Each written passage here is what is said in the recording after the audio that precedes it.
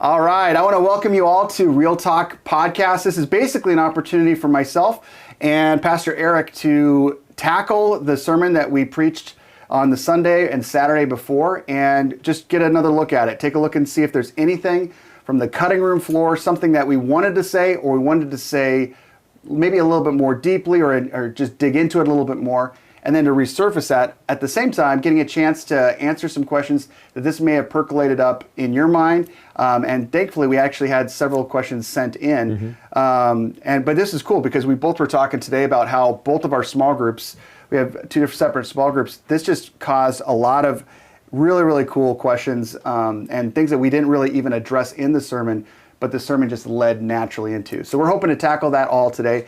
If you got any questions that you'd like to have us answer, we'll do our best job to get to as many as we can. You could go ahead and write those right in on the YouTube channel, and we'll try to see those. If we didn't get to your question, we'll do our best job to follow up with you afterwards, or just feel free to touch base with us on the weekend.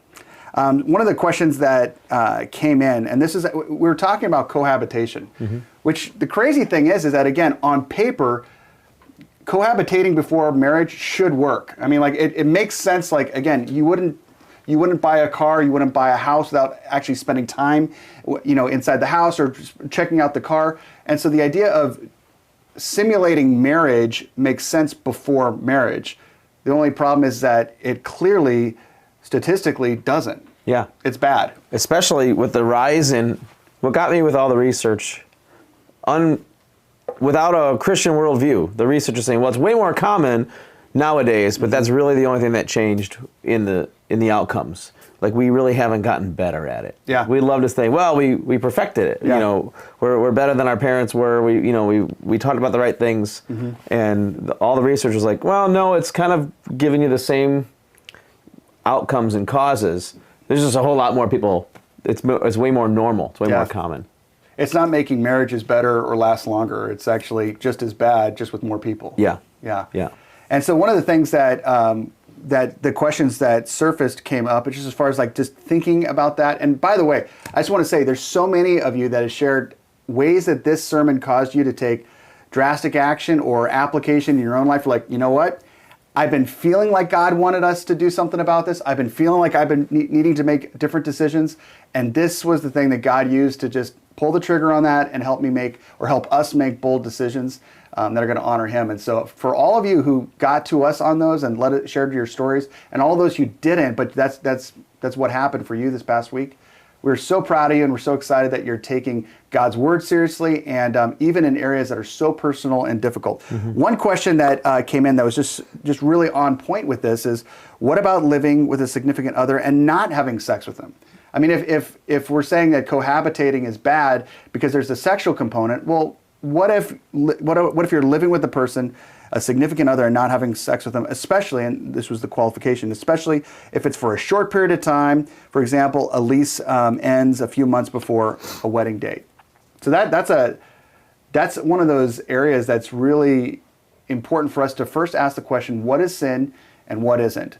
And clearly what we see in Scripture is we see a clarification that sin is, in that situation, sin is not occupying the same space as someone as far as a living, like a house or what have you. That's not sin right off the bat. That sin is crossing that line into a romantic sexual relationship before a couple is committed. Again, that would be that high intimacy, low commitment type of situation that doesn't lend itself to honoring God or seeing the fruitfulness in marriage that God wants. But at the same time, I would not encourage anybody to live together for any amount of time before they're married, even if they're saying we're doing so without having sex. And that's for two reasons. One is wisdom, and the other is witness. I'm going to speak to the wisdom part, if you could just jump in on the witness. Sure. The wisdom part is this. As a pastor, I want to be a cheerleader for your success. And any person with anything that they're going to be compelled to do that they know they shouldn't do, putting themselves in proximity with that thing that they shouldn't be doing or the temptation to fall into it isn't a good idea. If that's like, whether it's a day, a week, whether it's a vacation, a lot of couples have said, look, we're just going to go to Cancun together. We're not going to be like having sex. And the reality is that you go on an extended period of time together and you're occupying that same space, living quarters or whatever, you're going to fall. and it's just a terrible way to set yourself up for success by doing that. So first thing that I would say that's off to is because of the wisdom factor. But then there's also the witness. Yeah, we were talking about this, and first of all, don't fool yourself, don't lie to yourself, set yourself up for the success that you want rather than find yourself in a mess that you created. Mm-hmm. But secondly, what does it look like to everyone else around you? What story do you want your kids to hear someday? What's this look like to the neighbors or to your friends? And I'm not saying that there's no verse that says thou shalt not cohabitate, but wisdom says it's not a great move, especially if that's what you're longing for, looking forward to when the engagement ends or whatever. It's just for one night on the way to a trip. We, saved a lot of money not getting 2 hotel rooms or whatever. So some of it is like making that wise decision, but a lot of it then is also, how does this look to other people? What kind of witness do you want to have on those who are watching? And not only what they're wondering what you're actually doing behind closed doors, but then they're watching you put your money where your mouth is and rent 2 hotel rooms or find another place to sleep for the next 3 months until the wedding does come. It's expensive, man. Yep. So I think that witness part is huge to say, I really want to make sure that I'm making God known and people see him through my choices. So. One of the friends that shared with me some decisions that they were making about the whole cohabitating subject for them, that one of the things that they brought up was that, just exactly what you said, the influence on, they recognize like we're leaders. People around us, non-church people, friends, family, they look to us, they follow our lead, they respect us. And so every decision that person you do, you're teaching. And so whether it's family members or friends or people that are far from God, if you're someone who's following God, there's a couple of things people can do that actually cause everyone else to go, whoa, that's a bold move. Why in the world would you do that? And if your answer is, I'm trying to glorify God in even this area, that's a massively epic wisdom, a piece of wisdom and witness. When you brought up, like, what do you want your kids to hear one day? That's actually something that surfaced in both of our small groups. How do you talk about this with your kids? When should you talk about this with your kids? It's a hard thing. It's a scary thing as a parent. We were talking about 2 groups of people that might hear this message on Sunday and say, okay, I shouldn't have sex until I'm married. If you're married and have kids, you're like, okay, so how do I help my kids believe that and then actually have success when it's so uncommon these days and the pressure is so huge? Or there are people that aren't yet married, want to get married, may have their someone or a someone, and they're saying, okay, well then, how far is too far? And the question then you're helping your kids answer might even be how far, what do I get to do? How far can I push? And I just really believe that, you're thinking this is a teenage issue. I'll help my teenager when we get there. But if you wait till they're a teenager, you're probably too late. You're definitely fighting up. You're never too late. It's always better late than never, right? To start having those healthy conversations and talking about those things with your kids. But the earlier you start at age appropriate levels. So you're not having like the whole kit and caboodle, the whole shebang talk with your 4-year-old. He wouldn't know what you're talking about, and that'd be weird. It would be way weird. But at age appropriate levels, you're trying to figure out how to lean into things not being overly private. Things not being, I just keep that inside. I don't share those feelings. I don't talk about, and the more that your family has just open conversation about things that eventually could be awkward, the less awkward there be. Yeah. And from a place, too, I think, of celebrating God's design. Yeah. I mean, God intended for our bodies to be the way they are. He intended for us to have a difference between men and women, and all these things are good. And ultimately, as you're going down through the years and getting closer to that actual conversation of, and this is the physiology of behind how all it works, which is I don't care who you are, that's an awkward conversation with your kids. And that's part of the reason why a lot of parents avoid it. They keep on procrastinating. We're going to have the conversation. It's going to be next year. It's going to be when the time presents itself. And then you get into your kid's freshman and sophomore year in high school, and you're like, they already know. Yeah. And they do. Yeah. But they weren't educated by you or God's perspective. Yeah, because who do you want to tell your kids about any part of the sex process or the biology behind it or the body, the kid at school, the kid on the playground, or you, the thing he watched on YouTube or some TV show that came on, or you. You want to try to beat them to the punch. Right. You don't want to be apologizing for what they heard that was weird or backwards or and so not and not in a forceful, like, whoa, mom, you're freaking me out, but like at an age appropriate, so to just think backwards, and whether your kid's 12 already or 14 already or is only 8 or 6 or whatever, to try to say, hey, we're going to set ourselves up that awkward conversations don't have to feel so awkward. So the first time you talk about something awkward, it's crazy awkward. But the second time, the third time, the fourth time, it starts to be less awkward because you've just gone there. So my biggest advice to parents is always brave the awkward. Yeah. You just go in there and it'll become less awkward. It'll be a little awkward, but that's okay. You'll be better for it. If we had a room of 10 people and we asked them, how many of you were talked to about sex from God's perspective, or talked to about sex, period, from your parents? Time and time again, that amount is in the minority. It oftentimes is a tenth of the group, maybe a fifth of the group at best. But whether you had Christian parents or not, a lot of parents just don't know what to say. They're freaked out, or they're afraid of surfacing the fact that these weren't decisions that they made. God's design for sex being something that's for a husband and wife wasn't a decision they made. So because they made these epic fails, who am I to preach to my kid about how far is too far or what they should be saving for marriage when we didn't do that? And so a lot of parents either they feel like they're disqualified for the conversation. They're hoping the youth pastor's going to mention it. Yeah. They're praying that God brings a Christian friend that's going to just educate their kid on the right perspective. And all of these things are just off. Here's the thing. If you're somebody that never had God's perspective on sex explained to you when you were growing up in your formative years, and you're the first, take that step, brave the awkward, have that conversation with your kid at successive times throughout their upbringing. And that way, first off, you're not going to do a great job. It's not going to be smooth, but you're going to be being obedient in doing that. And then your kids get a chance to actually pick up that baton and replicate that with their kids. Because then they're 2 generations in, and then their kids have that example as well. So even if this wasn't something where you got a playbook for, man, step into that now and give your kids the benefit of being able to have one experience of what this looks like so that they can build upon that with their own children. That's huge. One of the most impactful things I ever heard, and this had to be at least 12 years ago, but I heard an expert kind of talking about these age-appropriate conversations and just making it normal. And he said, the biggest thing that's changed, and this is 10 or 12 years ago, so it had changed, but not like it is today where every kid has a phone in their pocket. Right. But he was just saying, nowadays, you used to be able to say, I'll tell you when you're older, and you really could. They were in the dark until you told them. Now, he said, don't ever say, I'll tell you. If your kids bring you a question and you tell them no, they're going to Google it. He's like, and you don't want them to Google it. You have no idea who they're going to hear from, what images are going to pop up, what other questions are going to come. And it just struck me like, we owe it to our kids to give them, honest, healthy conversations.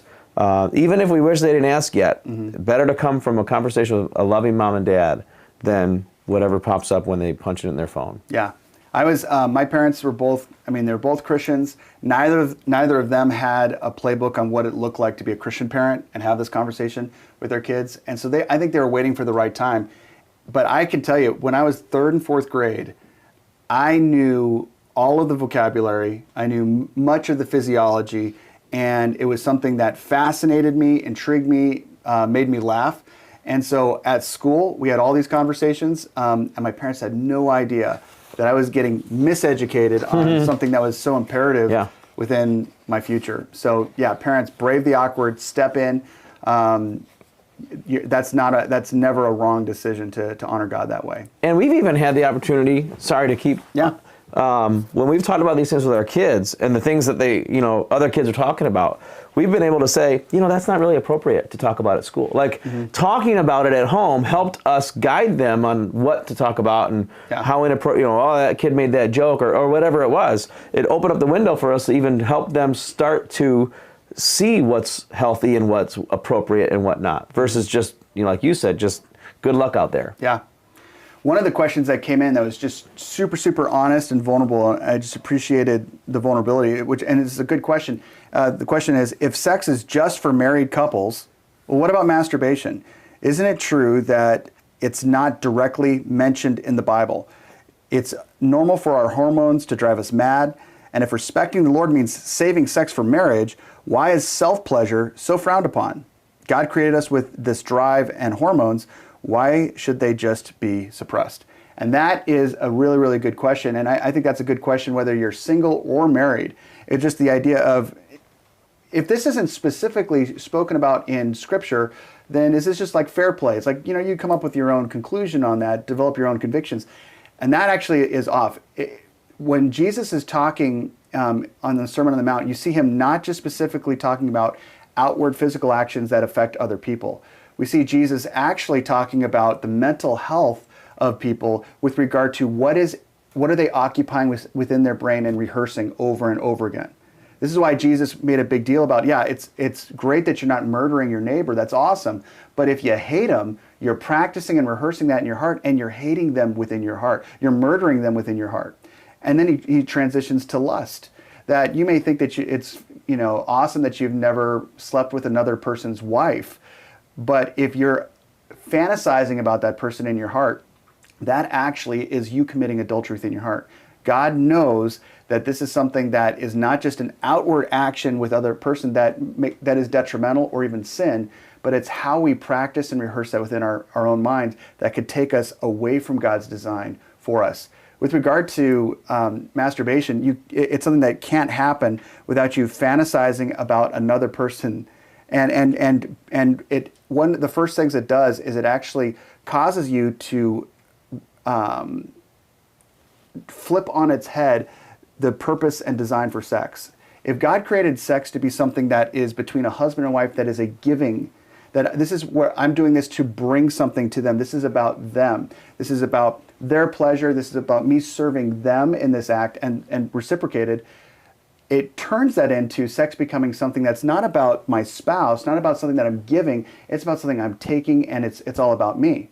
And so it's the inversion of God's design for sex, and every time you participate in that, you're programming your brain. This is what sex is. Sex is about me. Sex is about me. Sex is about me. It becomes something that is a self-gratifying reality that, again, turns that inside out from what God wants it to be. It also is something that diminishes the actual enjoyment of sex, because let's say that this is what you're doing as a single person, and then you get married. All of a sudden, as a married person who is called to do this as an act of serving your spouse, and they have the opportunity to do that with you, nobody is going to rise to the level of the expertise you have on bringing your own self-pleasure. You have practiced and rehearsed it to the degree that you're a specialist, and they're not. And so it causes a lower level of satisfaction in the sex act itself for you and your spouse, because of the fact that you've already been self-pleasuring yourself with something that was designed to be between your husband or wife. It also is something that ends up being falling into addiction. This is where a lot of people recognize the downfall of masturbation. A lot of secular psychologists would say masturbation is fine, just be careful because it's addictive. Well, there's a reason it's addictive. It's an easy escape. It's an easy way for you to respond to your urges and satisfy them like that. And that's problematic, because no one would say, listen, if you're hungry, you should just eat whatever you want to eat. And that's the most healthy thing for your body. Because if you respond to your hunger like, okay, I feel like Doritos, burritos, and I'm just going to basically continue to raid the refrigerator, what ends up happening is you find yourself getting into a more and more unhealthy place that's detrimental to you. Because even though your body has these urges and drives that God's given you, like hunger for food, it's always something that we put into context with God. How has God designed me to entertain or execute this drive or this hunger? And so with regard to sex, if you train yourself that when you are desiring sex, you can just go and satisfy yourself, you set yourself up for massive amount of mental damage that's taking place within your mind, because you're saying that this is something that I can access at any time. Now, one of the things that I have heard a lot of people talk about with regard to masturbation is that, man, the church has put such a guilt and shame on that you have all these people walking in shame because they've fallen into masturbation, they recognize they're so addicted to it. And that's the beauty of the gospel, because the gospel doesn't say, whatever you want to do, continue doing it, go forward and do it. It actually says, no, this is actually something that's detrimental to you. God, who loves you and has designed you, has said no to this because he loves you. But then when you're met with how you've been off in God's plan, you're met with the goodness and the grace of God that recognize that Romans 8 passage that there is no condemnation. So when I hit the brick wall of recognizing that I'm participating in an activity that's sinful, I have that instant conviction that I then can give it to God, and then I can experience the fresh grace of God and the newness that comes from, I've got a fresh start. I'm not locked into that worst decision that I made or locked into this past activity that I had. I'm given a new, fresh start and the capacity to honor God. And honestly, just on this, the whole self-control piece is huge. Mm-hmm.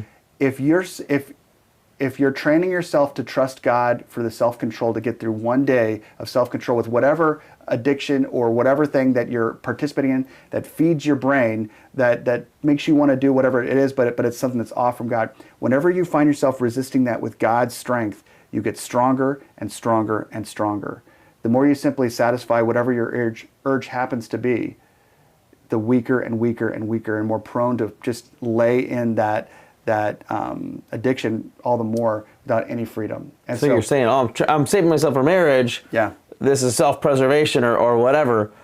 You're training your brain and your heart and your faith to be weak, to be lacking self-control, to be selfish. Yeah. And that's what's going to play out later on too, to a greater degree of strength or a greater degree of weakness. Mm-hmm. And again, because masturbation has to do with both visual and memory, I am occupying the people I look at, or the things that I look at, or the memories that I have as the fodder for this activity that's with someone other than my spouse. And that's just like, again, that it's just acidic and toxic, causing you, whether you're single or not, just to fall into something that's more disconnected and less satisfying the life that God has created you for. Really quick, one person that wrote this in, I'm not going to say your name because even though you said it's okay to say your name, but I thought this is from one of our high schoolers. I thought this was a great question. Is it ever good to search for a relationship, or will God just shine a light on them? Mm-hmm. When you met Cherry, did God shine a light on her?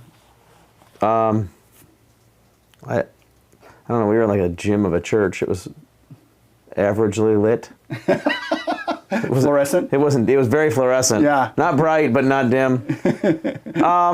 You hear people that say it was love at first sight. Yeah. Or I always knew. Yeah. But the idea of, is it wrong to look for a relationship? I don't think it's wrong, mm-hmm. but I think it really comes down to the motive of your heart. Yeah. We've known people that they are unhealthily fixated on, I've got to have someone. Mm-hmm. I'm incomplete. Whether they know who they think they know who that person should be, or just generally like, I need somebody. I can't wait to be in a relationship or married someday. And if they think that's going to fulfill them, they're wrong. And if that's more important to them than God, then that's a sin. That's an idol. On the flip side, there's other people that are like, hey, I'd love to be married someday. Mm-hmm. I'm keeping my eyes open, and that's not necessarily wrong. So to take the question, it's like, well, maybe, mm-hmm. Depending on, is this an excuse for you to be overly fixated on having a someone, or is it like, well, hey, I'm on a, I always laugh, like, they say a good business is always hiring, right? Mm-hmm. Like, oh, we don't need anybody, but we got our eyes open. Now, if you're in a relationship, I don't think you should be hiring. But if you want to be in a relationship and you're not in one, you should be realizing, like, your eyes are open. That guy or that girl, he's he's got some potential. Mm-hmm. Like, and also realizing, like, what I would want in a spouse, what I would be looking for in someone, to say, like, yeah, she's cute, but that's not marriage material, or whatever. And so I don't think it's bad for you to say, hey, I'm recognizing this is something that's happening in my life. I think that sometimes the expression I think is that I've been thinking about so often lately. I've probably used it way too often in a sermon, but just that whole expression of don't grocery shop hungry. Because you make terrible decisions when you're coming from a place of mm-hmm. desperation or hunger. You're not satisfied, and so you're looking for whatever to satisfy, and you'll end up eating Pop-Tarts and buying way too much Mountain Dew and Baja Blast or anything else. I mean, you find yourself making poor choices when you're coming from a place of desperation. Mm-hmm. And so I would say, with regard to, just with regard to when you're looking for someone, if you're single and you're looking for someone to be in relationship with, don't shop hungry. Mm-hmm. Do not shop hungry. Don't come from a place of desperation. You're not desperate. You're someone that you're already satisfied by God. You're complete. You're complete as a single person. Mm-hmm. You don't need someone to make you more valuable or worthy of love or anything else. rock your singleness as long as you can. And then when you come across someone, that's going to come from a place of shopping complete and full. Know what you're looking for. You're looking for someone that is a follower of Jesus, that's growing in their faith. And that way, when you guys get together, you're not tearing each other away from the Lord. You're actually pushing each other closer to Him. And again, and not just because they're a Christian doesn't mean that they're like the right person. There's a whole lot of Christians who've had that light shining on a person, and it was the wrong person, and they didn't realize it till later. But they're like, well, they were cute and Christian, so that was my two qualifiers. That's where it's really, really good to just, again, recognize, slow your roll, and don't be quick on the trigger. I've heard so many people say, like, they wanted a boyfriend, a girlfriend, whatever, for so long. And when they finally decided, I'm not trying, I'm not searching, that's when it almost happened for, and not that that's the key to find it, that's, you're still doing it if that's your whole reason. Yeah. But like in a surprising way, like, when I finally was like, that's not needed to be my biggest focus, they stumbled into it. Yeah. So maybe it is the God timing thing. But I always, I forgot what I was going to say. I think we can convince ourselves that this, I just got a sign. This is the person, I got a sign, And you have that almost that light, this is the one person that God has for me, and this is the sign. I put really low value in our ability to say, I know this for sure because of this sign. I think that we're trying to, it's almost like we're trying to merge astrology and Christianity. And honestly, I think that a much better metric on finding the right person is know what you're looking for in advance before you meet the person, so you're not just trying to reorder your list around this person's description. And talk with people that you trust in the Lord, that you respect in the Lord for their perspective. You are way more apt to be blind with regard to this person being a good fit for you or for the long term than someone who's objective and is not attracted to them. So I think that's a huge win to seek wisdom in that area. One question that came through, which again was just a really great vulnerable question, was how often should married couples be having sex? And they had a couple other questions with that. I would just say, again, you go back to the Bible. What does the Bible say? It doesn't give a number. It just gives the value of a frequent, that this is a frequent expression that a couple has. So I think between a husband and wife discussing, what does frequent look like for us?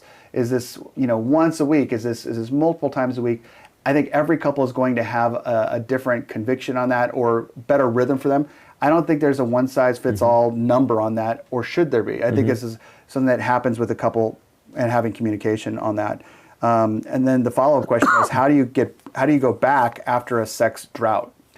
Like, man, when we first got married, we had sex all the time, but it seems that recently the amount of times that we're having sex is just way infrequent. Frequent would not be the term that I would ever use to describe what we're expressing in this marriage.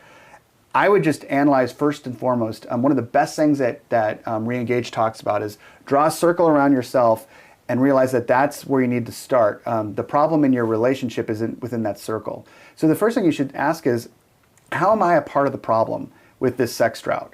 Oftentimes, a drought of sexuality between a husband and wife happens because of 3 B's: bitterness, busyness, and bad communication. And the bitterness is, have I done something that has wounded this relationship, wounded the trust that we have, so that my spouse isn't inclined? Have I developed a bitterness towards my spouse so that I'm not attracted to them? It's very difficult to be sexually, to desire to have sex with someone that you're holding a grudge against or you're bitter with. And so dealing with that, I mean, that's just good relationship. That's not even just, counseling with regard to sex. If you've got bitterness in your relationship, that's something that you need to work through. And the fruit of that, sex is one of those, the fruits of a healthy relationship. But just for having health within your interpersonal dynamic, dealing with that. The busyness is something that is a condition of our culture. We have a busy culture. And oftentimes we get so busy and so harried that we're running, if you've got kids, you're running kids from A to B. We've got both parents working. We've got people we're trying to do all these things, and life has become so frantic that people are just tired. And that creates an ability to say whatever's not essential in our relationship, we just shelf it. And sometimes the sexual relationship in a husband and wife can get shelved, And according to Paul in 1 Corinthians 7, that's something we shouldn't do. That's something that we should continue to come back to as a way of renewing our wedding vows, that not only did I commit my life to you, but I'm now laying down my body for you. I'm here to serve you in this act. And so I would say that would be the second. The final one is bad communication. If you haven't communicated to your spouse, I feel like we need to come back into more of a relationship where we have more frequent sex. If that hasn't been communicated, you need to find a way to sit down and talk about that. And maybe it's in that communication piece that you not only are expressing, we need to have this be a more healthy part of our marriage, but on top of that, is there anything that I'm doing that's pushing this away? Is there anything that I'm doing that's making this more, making you less inclined to want to engage sexually with me? And then again, that communication just opens up all the doors of things that may have been just pushed to the back burner that really need to be dealt with. And so that communication piece is a huge, huge aspect of coming back into a right relationship. I think one of the other questions that came through as well was, are there things that married couples should not do sexually? What's the off-limits list? And again, we go to the Bible. The Bible doesn't give any off-limits list, but the way that the Bible describes sex as a way of, I'm doing this as a way of serving. I don't have authority over my body. I'm doing this to serve my spouse, and they're serving me. That causes in you the ability to want to do everything that's going to be bringing pleasure to this person and serving them, and refusing to ask of your spouse something that would bring them shame or pain. If it's bringing them shame or pain, that's where that would be outside of what God's design for sex is, where it's designed to be something that is this life-giving activity rather than something that's just for me. And even though this brings you shame or is demoralizing to you, it's what I want, so you got to step to the plate. The Bible is so awesome about saying we don't have authority over our own bodies, but they're supposed to be for our spouse. That also includes, I don't have the authority to say you have to do this even though it's demoralizing or bringing you pain. That's something that's outside of the limits. Yeah, and I think some couples think, well, since we're together, this is okay. And the thing that comes to mind is like viewing pornography. You know, you shouldn't do that on your own, but what if we do it together? Yeah. I still think that's a no-go. Yep. I think you're fooling yourself. Probably one of you is not that interested to begin with, and two, it's still unhealthy for both of you. So it's not an excuse to say, well, whatever we do together is still healthy and good, right? Yeah. I think that, I mean, again, coming back to the source, who designed it? Would God be pleased with this? Would God be pleased with us doing this? And if the answer is like, actually, I just don't think so. I think that would be, God be crossing a line where God would not be honored in that, then that's your answer. Yeah. All right. I think that one of the last questions that we got through, and actually, let me just get to one that came through. How does a partner regain trust? Eric, what do you think? As far as like, if there's been, every relationship rises and falls on trust. So with regard to just relationally speaking, how does a couple recover from that? Well, trust is a currency. So it can be given, it can be taken away, it can be earned.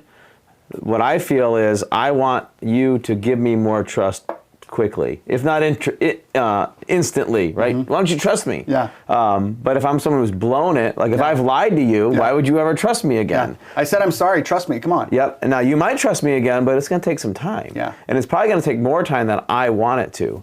And so even if it's not lying, but I've hurt your feelings or somehow I've just, caused you to question me or to, not lean in with more trust, you gotta realize it's a currency. Yeah. And it's something that you can lose really quick. Yep. It takes a lot of time to build back. And we're on the one side of it, we're so impatient. Yeah. So then we start judging the other person. Why don't, and I feel like I've proven myself to you. And so it's hard to rush the other person in that currency of trust. Kind of banking on last week's even, just with just the idea of forgiveness. Forgiveness is something that we can do in the moment.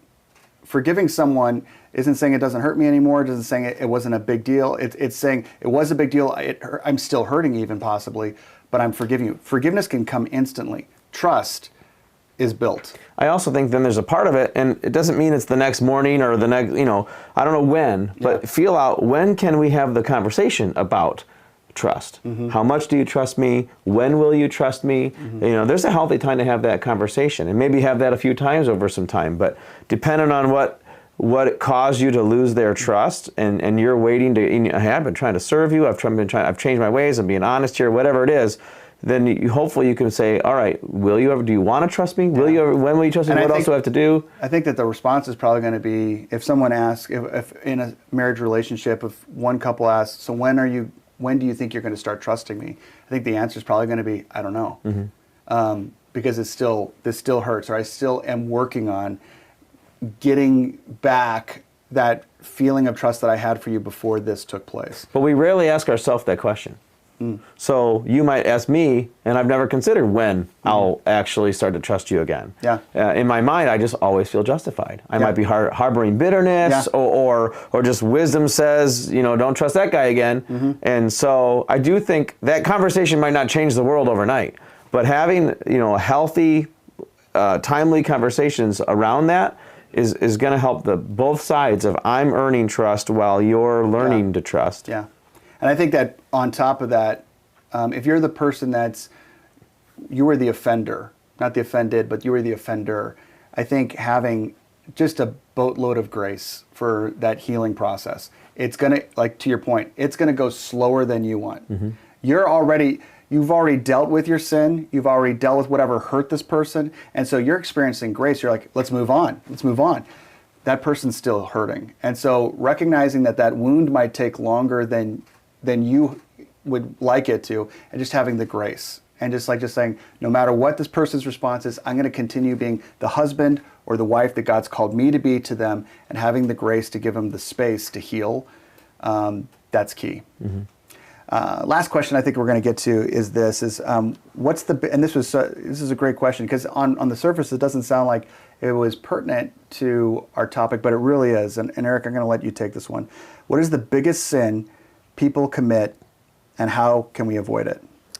And I don't know who wrote this or what they were thinking. My guess is when someone asks this question, it's related to something specific that they're afraid they've done or want to make sure they don't do. Right. And so I don't know if, there's a lot of shame that comes with sexual sin. And like we talked about on Sunday, Paul says it's different. He's not saying it's worse. It's not a bigger deal to God. He's just saying whoever sins sexually sins against themselves. So it comes with more shame. It sticks with us, mentally, and science proves that. And so we definitely feel it differently. So I don't know if this person's saying, man, this is kind of the worst. Yeah. This one's going to hurt the most or whatever. Is sexual sin the worst sin? No. Yeah. Paul says it's different. Yeah. But he doesn't say it's worse. And there was actually another question we didn't address, but 1 Corinthians 6:18 does say that. It says, run away from sexual immorality because all other sins a person commits are outside of themselves, but this is a sin that you're committing against your own body. So you might feel it differently, and you might even feel like it is worse. Right. You might feel more shame over it. Yeah. Paul, the same author, also says, we've all fallen short of God, that any little or giant sin causes us to be imperfect, and only perfect people go to heaven. Yeah. And so we all need forgiveness from the same God of the universe through the same blood of Jesus Christ, regardless of what you've done or how many times you've done it. So there's no one sin that God's like, oh, that you should have done that one. That was okay with the rest of them. So and even if sexual sin makes you feel like that, it's just not true. Yeah. It's not theologically true. God doesn't think that. He still has forgiveness for you. He might be, as a loving father, be like, oh, that one's going to hurt for a while. You know what I mean? Yeah. But he's not going to say, I won't forgive that. He forgives all of our sin. I think we get in our own way when we start to think that we're the judge. And I can award well, that wasn't a big deal. If God says it, it's black and white. God is the only one who gets to say right and wrong. And so if I say, well, that one's okay for me and not for her or whatever, then I'm putting myself in God's place. And if I'm the one casting more judgment against you or even holding it against myself, I'm still putting myself in God's place when he said all sin separates you from a relationship with God. Yeah.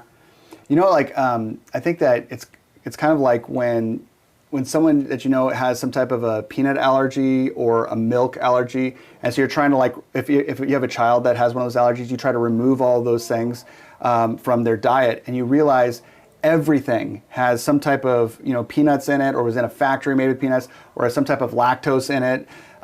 It's everywhere. And I think that with regard to sin, if just looking at that question, what's the biggest sin people commit? There isn't a biggest sin, but if there is a sin that is in everything, every kind of sin of all the different varieties, I think that it does boil down to vanity. That perspective that Adam had and Eve had, that I can play the role of God. I can cosplay God in my own life and say, I know what God says, but I'm the one who's actually the authority over my decisions. I know what God says about sex, but I'm actually the one who has the authority over to make the decisions for myself. I know what God says about forgiveness, but I'm the one who's going to be the ultimate arbiter of truth. And so I would just say that throughout this whole series, and why I'm so loving that people are engaging it so much, is because it deals with the fact that the bottom line thing we're called to do with God is to trust Him. Trust Him and trust the fact that His ways are in fact not our ways, His thoughts are not our thoughts, and to be able to own that and surrender our decision making to Him, because He is God. Even when we can't see it, even when we can't put it together, even when we can't rationalize what He's calling us to do, we trust Him because He's God and we're not. And that's why we've just loved hearing a few stories already this week of people who heard the truth on Sunday and made changes in their life. Sometimes drastic. And it might be like, I've never heard that before. I got to make some changes. Or maybe I should have known better, but it just didn't click. Whatever. Once they understood it, they acted, and God honors that. 100%. It gets me so excited to hear those stories of people saying, well, I trust God. I could justify this. I could keep going the way I'm going, whatever everybody else is doing it. But the people that are just saying, all right, if this is what God says is good for me, I'm going to trust Him. That's awesome. So whether you're watching this live over your lunch or this is sometime later on, we're just really excited that you joined us. Hope this helped with some of those questions. Always be a Christian that's digging deeper, asking questions. Don't bury those. Keep on asking them. And we look forward to the next time we get a chance to see you on Real Talk. We also look forward to the next time we get to see you this weekend at church. We love you, church. We'll see you then.